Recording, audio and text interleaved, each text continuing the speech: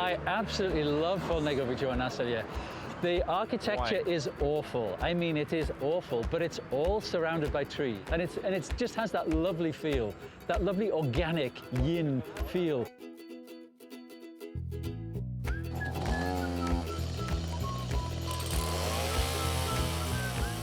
Zašto ja Endija volim tako je što smo srodne duše po tom pitanju. Stravično voli prirodu, stravično cijeni svaku biljku, svako drvo.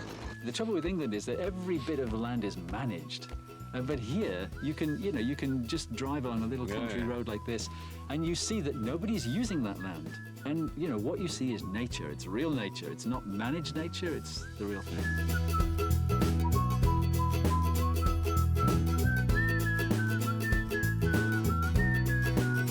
On je zapravo pravi engleski gospodin. Je došao prvi put u studio, onda se rukovao sa 2 metra razmaka. I onda se taj razmak iz godine u godinu sve više smanjivao, da bi sada kad dođe u studio onda se grlimo.